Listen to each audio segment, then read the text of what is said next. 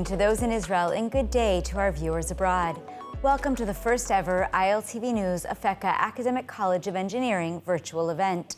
I'm Mayan Hoffman, Executive Editor of ILTV, and it will be an honor to be your host today. What is Israel's greatest and really its only resource? The answer may surprise you. Behind every high-tech breakthrough, from the startup nation and every life-saving defense technology, it's the people who drive the innovation. After more than a year of war, Israel is not just battling on the military front. The economy is feeling the strain, and the startup nation is at a crossroads. Moodys has downgraded Israel's credit rating, and new reports reveal a stagnant high-tech job market, except in R&D. Yet there's a shortage of qualified engineers, and many engineering students are serving in reserve duty instead of in the classroom. Tonight, we'll hear from leading experts about how engineers and innovators are keeping Israel's economy moving, its population safe, and shaping its future, even as they navigate a multi-front war. Over the next hour, you'll get a macroeconomic view of Israel's economy during the war, gain insights into the high-tech sector's role in driving economic recovery, and learn how modern engineering education is key to Israel's future prosperity and security.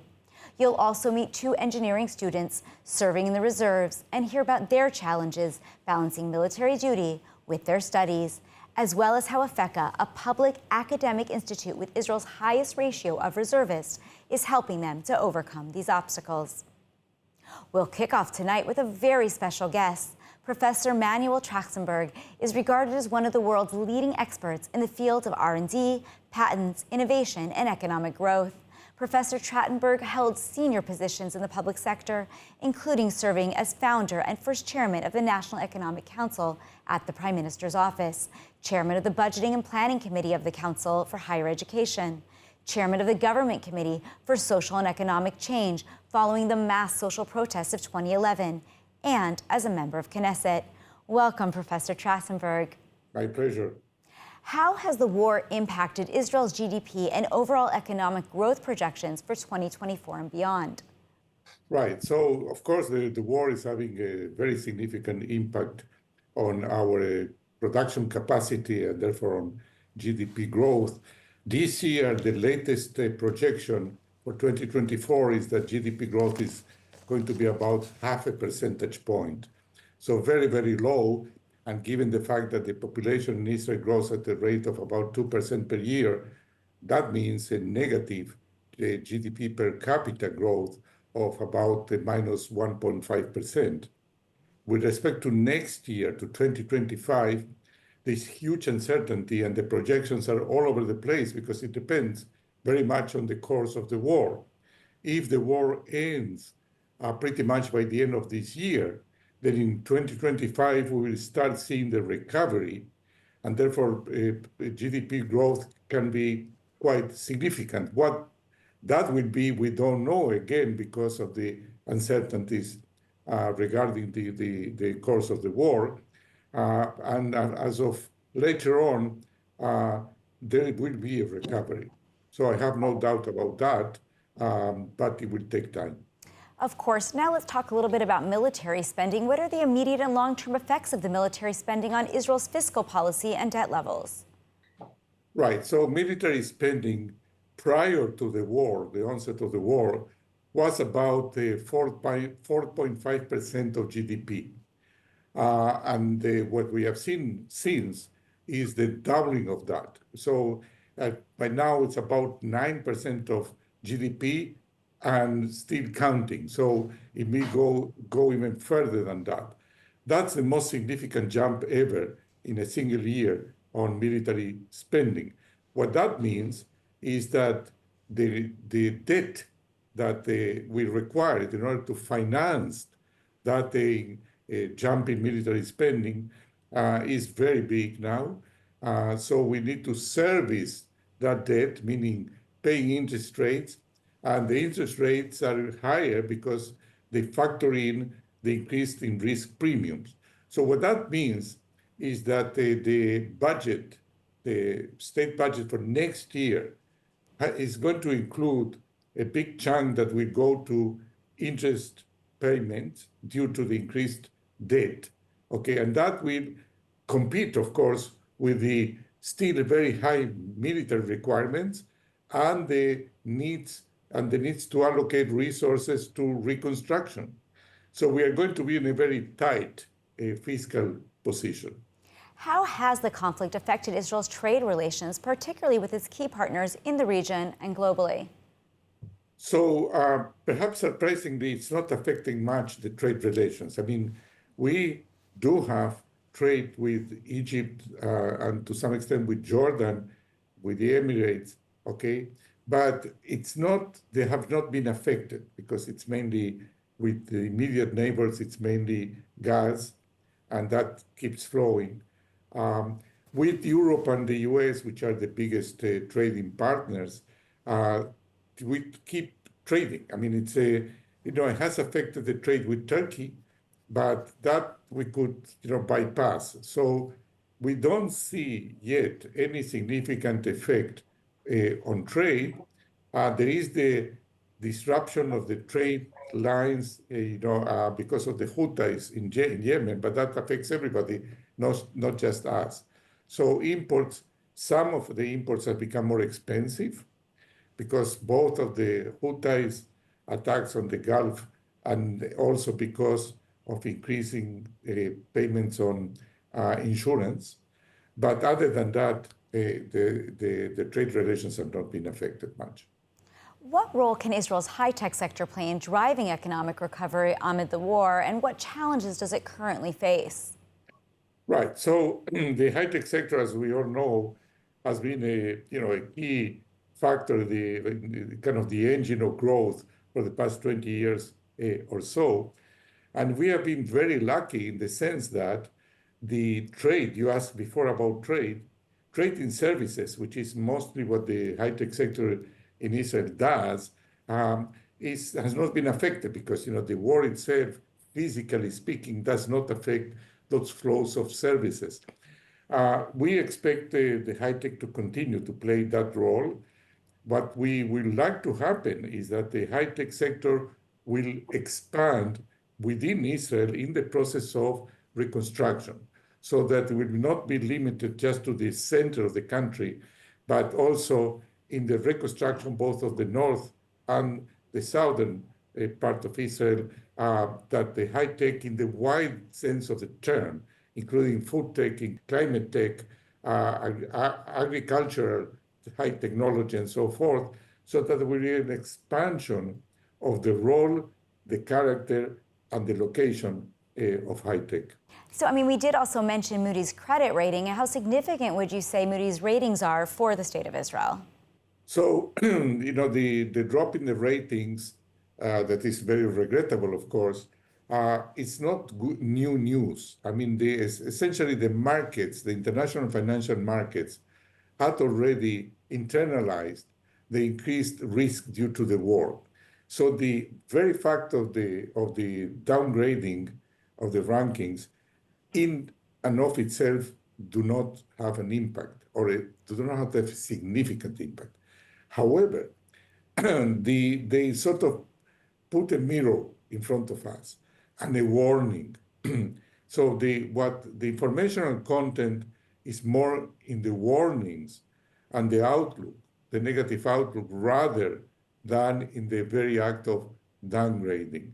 Meaning by that, it's like telling us, hey, beware, because if things continue for long, then okay, this will have a negative effect.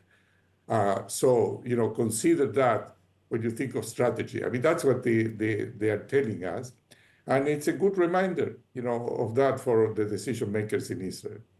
So, what do you think the contribution of the higher education system will be to the post-war recovery, especially when it comes to engineering and other STEM fields? Right. So higher education in Israel and skill formation in technologically advanced fields have always been, a very key factor in Israel, not just for the economy, but also for our military capabilities. Okay, we have seen those military capabilities playing out big time in many different ways, and there's no question that comes, that those skills that are nurtured by our academic institutions that are first rate. So there's no question that that's going to play out even more of a role looking into the future, because we will need that both in reconstruction, in kind of, pushing the economy further, and also in pushing our military and defense capabilities further. So I always like to end with the cup half full. Any positive projections so we can end on a high note? Yes, I mean, I think that, it's a cliche to say that every crisis is an opportunity. By the way, that's not necessarily true. I mean, you have to work hard to turn the crisis into an opportunity. But in terms of, in Israel, we were discussing, in any case, what's the next stage for Israel? Because the kind of startup nation model that had been so successful, in a way, is running out of steam. Meaning by that it's more of the same, has been more of the same for a while, and it has proliferated in the world. So we are no longer, the kind of just a handful of countries or regions with those incredible capabilities. So we need to reinvent ourselves. And this is a good opportunity to do that. And I was saying before, to expand the reach and the scope of the so-called high tech to many more areas and sectors in the population in the country. And when you do that, then you diversify the nature of high tech. And that's what's needed, particularly given the big challenges that the global challenges of climate change, food security, water, and so forth. And in all these fields, Israel can play a very significant role.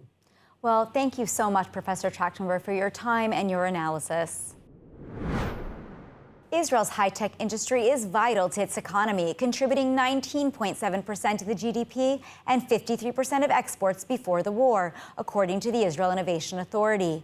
But the conflict has taken a toll.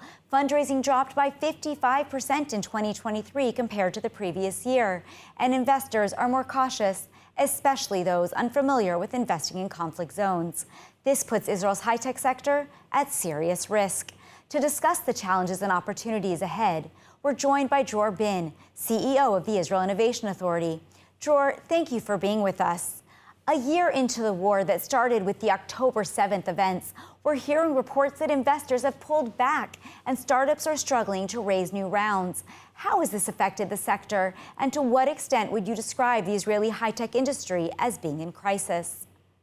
Well, actually, just last week we published a report about the first year of the war for the Israeli high-tech, and in terms of money raising, since October 7th, the Israeli high-tech companies have raised something like $9 billion, which is pretty much the same number as in 2019, 2020. So in absolute numbers, we don't see a decline because of the war.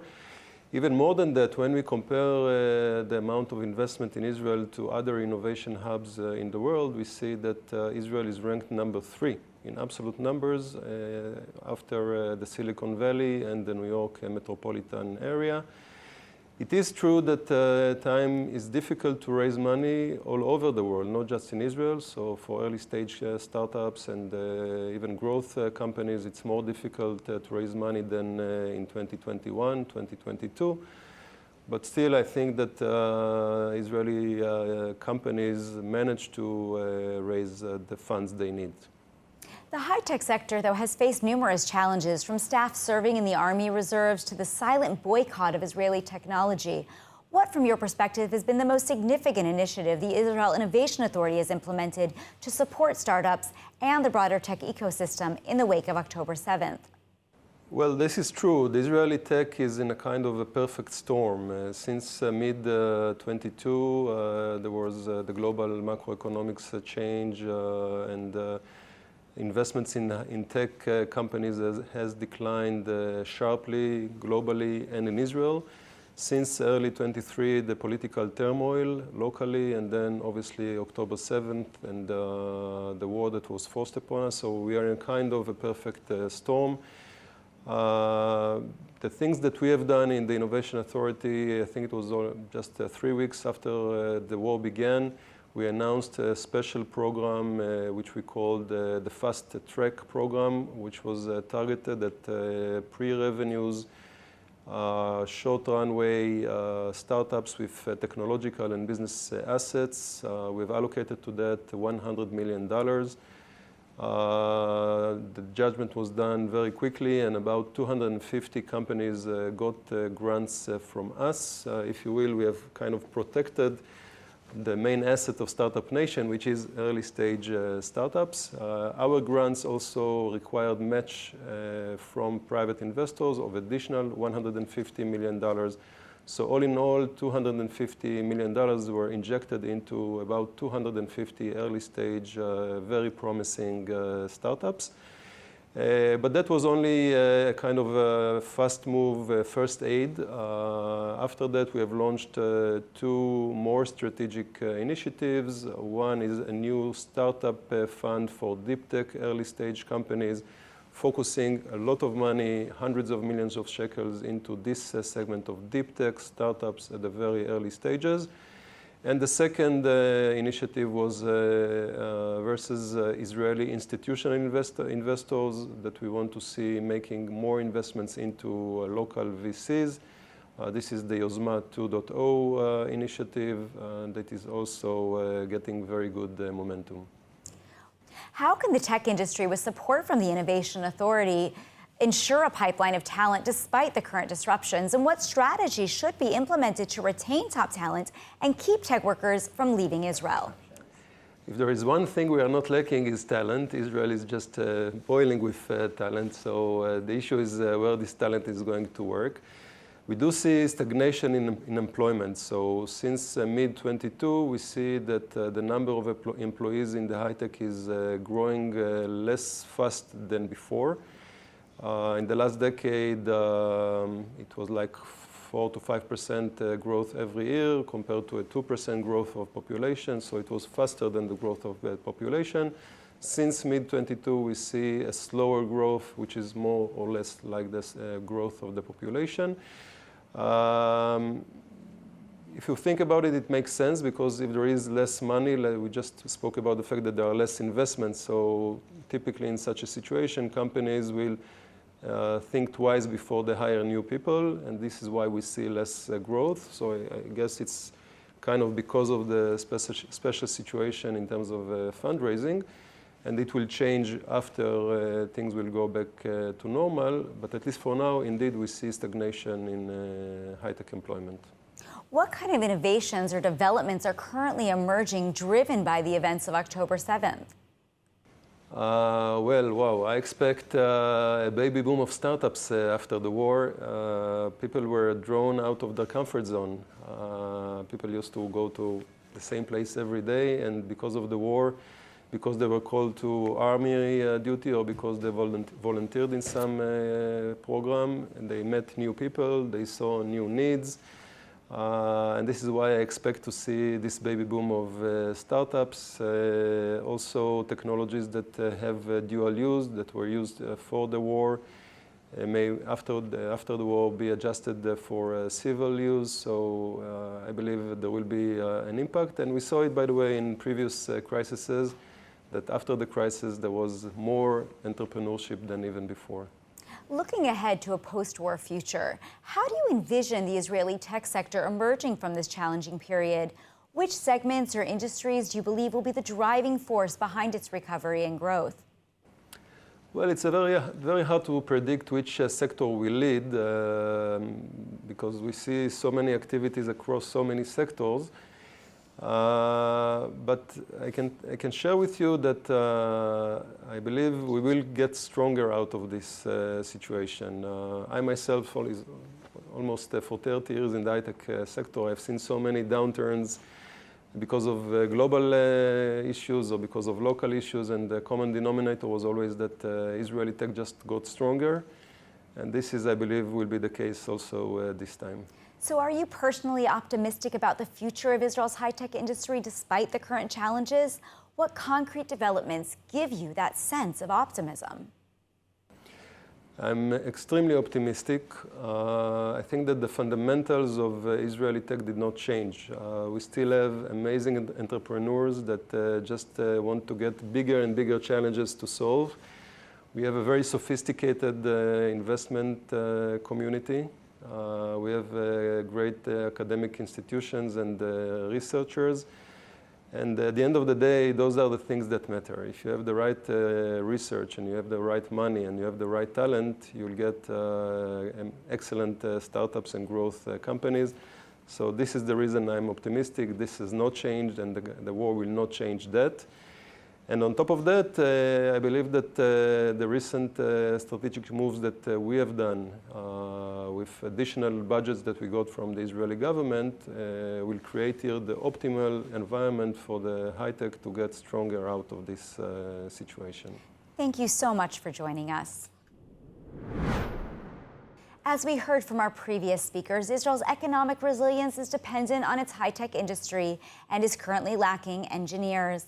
The reality is that the gap between the number of engineers needed in Israel and the number needed is chronic, making a critical factor Israel must focus on, its human capital. Each year, about 7,000 engineers enter Israel's workforce, roughly 740 per million people. With the job market increasingly driven by STEM fields, how does Israel measure up? And could our current engineering students be the key to revitalizing the economy after the war? To explore this and more, we're honored to have with us Professor Ami Moyal, president of Afeka Academic College of Engineering in Tel Aviv, and a former high-tech CEO himself. Hi, everyone, and welcome to the webinar. I'll talk about relevant engineering education and its importance to Israel's future. A few words about Afeka. We are a public academic college focused on engineering. We have 3,500 students, 350 faculty members, 6 engineering schools, 7 undergraduate programs, 6 graduate programs. The vast majority of our graduates are working in the Israeli high-tech industry, and we have already almost 9,000 graduates, and we are very proud that these graduates are contributing on an annual basis $2 billion to Israels GDP. We see ourselves as an engine for national growth in several parallel aspects. The first, we are part of the educational continuum in STEM. The second, we give to every young child in Israel the opportunity to study engineering as a basis for socioeconomic mobility. We train every year 700 new engineers to the high-tech industry. Just for proportion, this is about 10% of the new engineers that are entering to the high-tech market on a yearly basis in Israel. By contributing engineers to the high-tech industry, which is the leading industry in Israel's economy, we contribute to the economy itself. And many of our graduates are working in the security industry, developing products that contribute directly to the citizens and to the nation security and safety. If we take a look at the world around us, many parallel exponential rate changes in the technology field are completely changing the world. And within the world, the main focus of my talk is the job market. The economy and the job market are going to be STEM-oriented. STEM are the acronym for science, technology, engineering, and math. With these regards, many reports have been published in recent years. I would like to focus on 2 of them. One that states that within the next years, more than half of occupations in the job market would be dramatically changed or even vanish.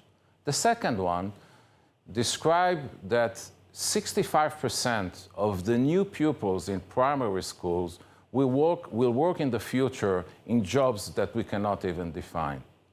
That states that the educational continuum should adapt to the new changing world.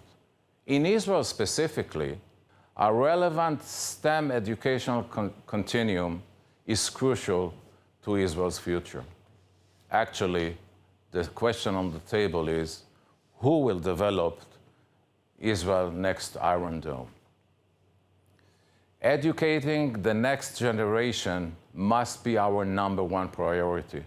With this education task, engineers are a key component in Israel's future prosperity and security. In order not to be giving claims or staying in theory, I would like to give in a minute or two a practical example how this theory can be implemented.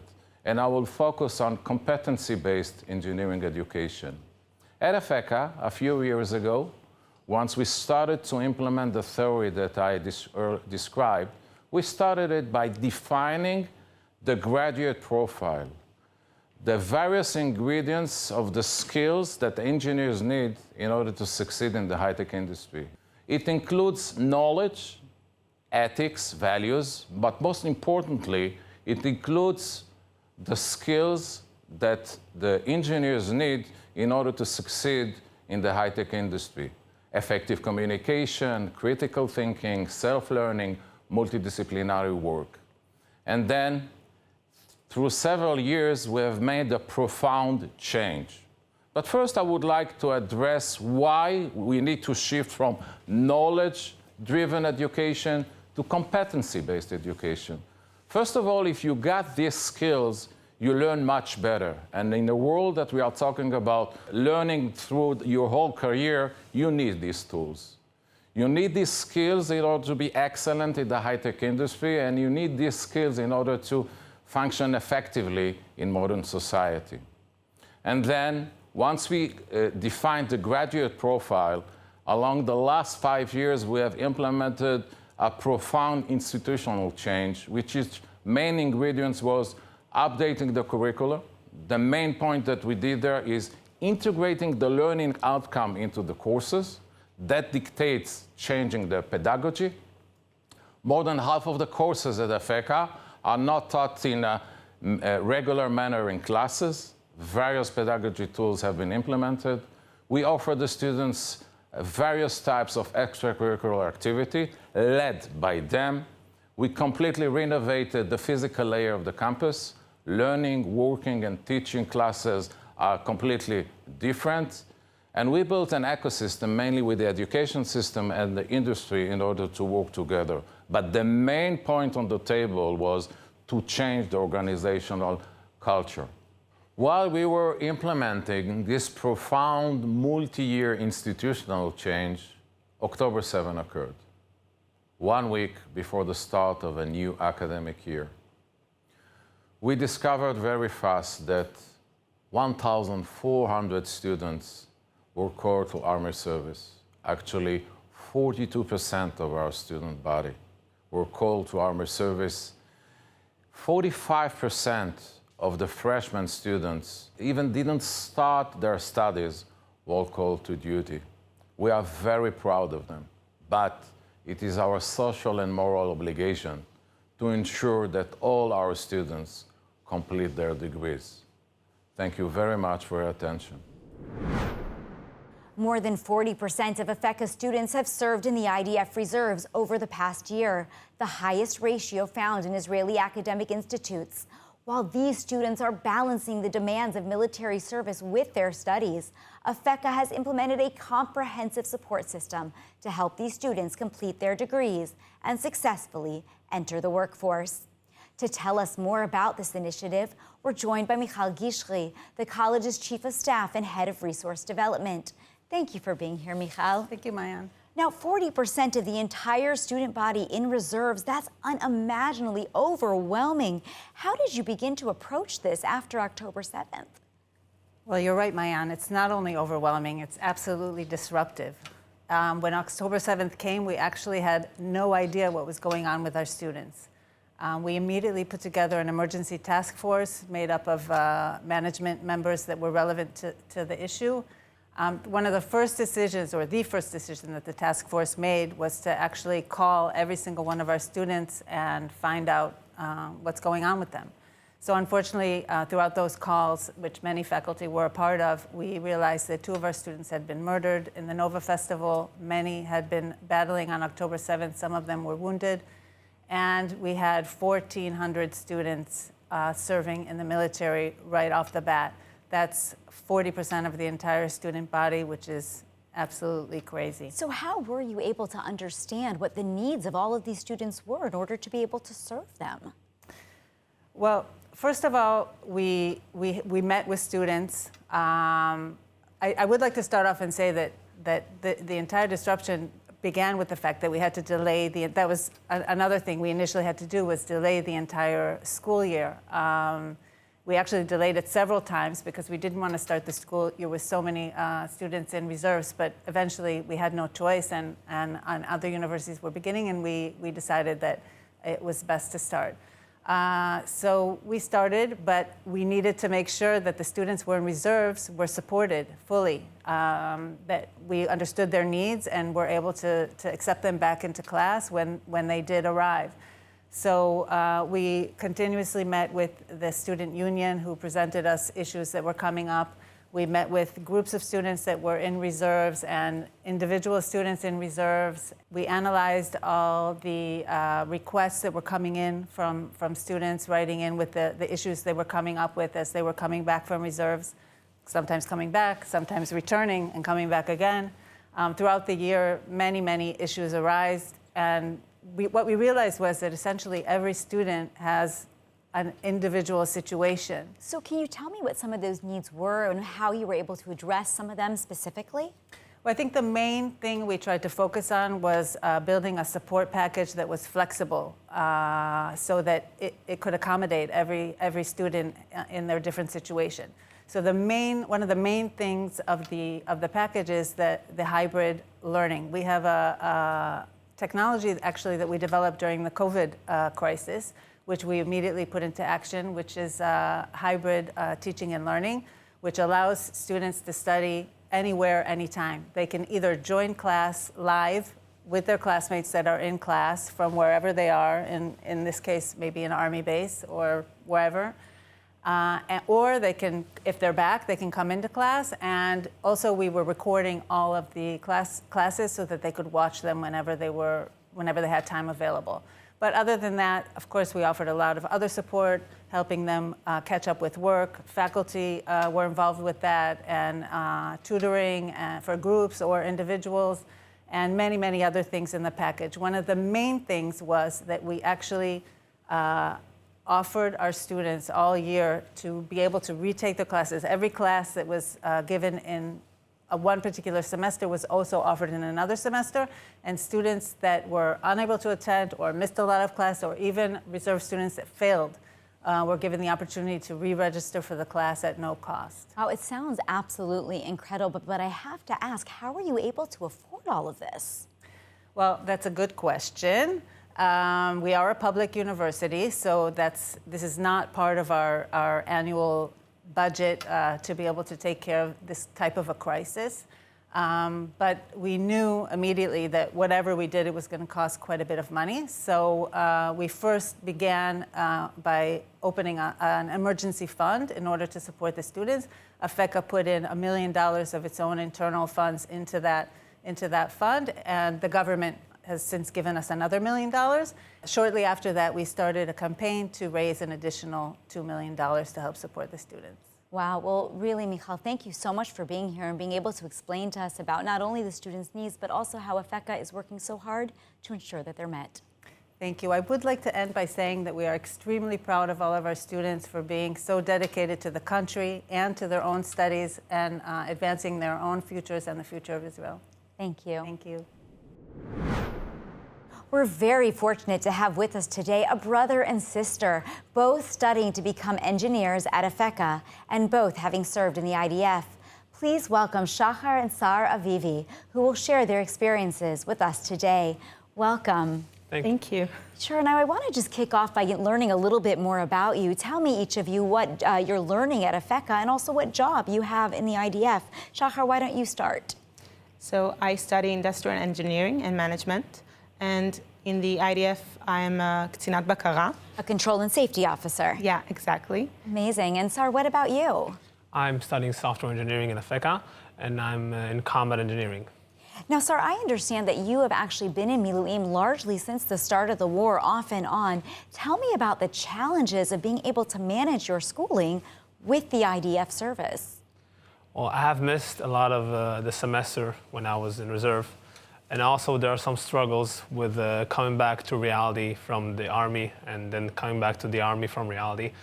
It's a big leap of a change in environment.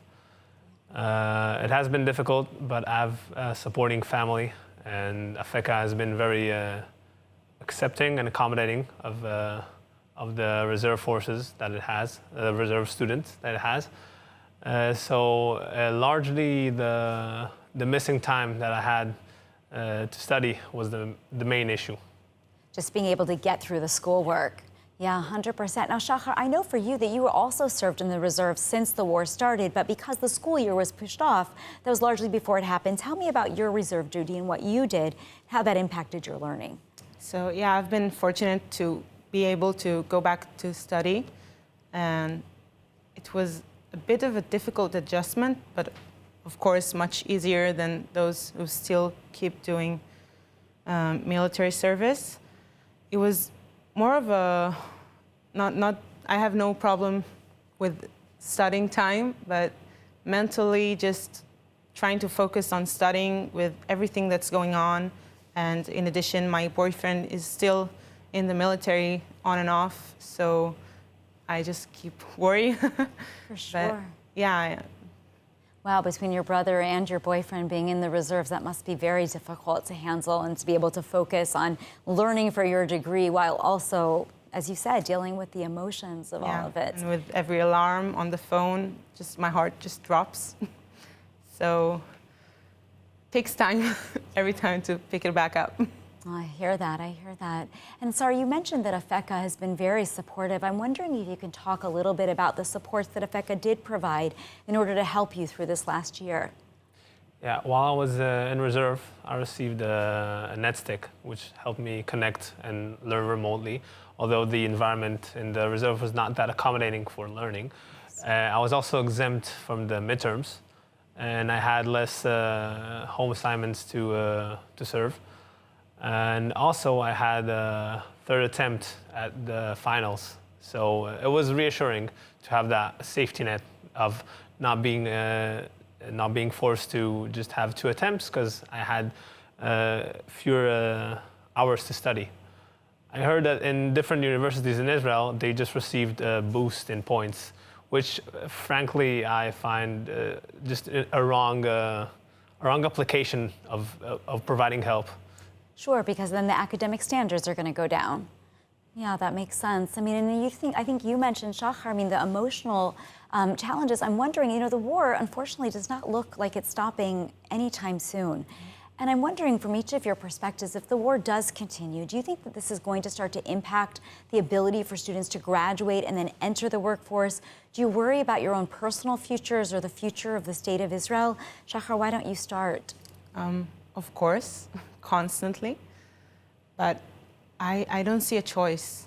I think it's better now than in the next generation. They'll suffer too, or even more, or if, God forbid, going to be even more horrible. So I don't think we have any choice, but there, yeah, I don't have an answer, unfortunately. It's okay, you don't always have answers, Yeah. you know. Sir, what are your thoughts on the subject? I'm sure what's happening right now will have long-term effects that we still can't see.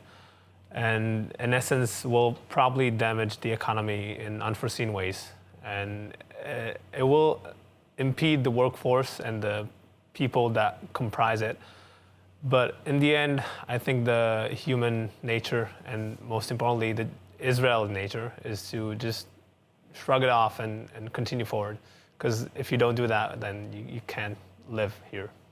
Sure. Now, we have a lot of viewers, Jewish and Christian viewers abroad, who are watching this tonight. And I'm wondering if each of you have a message that you want to send them about students just like you. Sar, why don't you start? It's quite disheartening to see what's happening in colleges around the US, that supposedly enlightened people that live in the free West degrade themselves to such a form of supporting terrorism. And to our Jewish and Christian friends, it's so nice to have support from far away. Even when you sometimes don't feel it, you open up the internet or some social media, you see people trying to have conversations and further the communication between both sides. And it's very heartwarming to see that. Amazing. Shahar, what are your thoughts? There's a problem with the social networks, actually. There used to be like main places where you get your information from, and now every person with a cell phone can tell you whatever, and you have no way of telling if it's true. Well, thank you both so much for being here today. Thank you. Thank you for joining us for this important webinar. If you'd like to learn more about Afeka Academic College of Engineering in Tel Aviv's As One campaign to support engineering students and stay updated, simply scan the QR code on your screen. Thank you for supporting the State of Israel and its future resilience. Have a wonderful evening.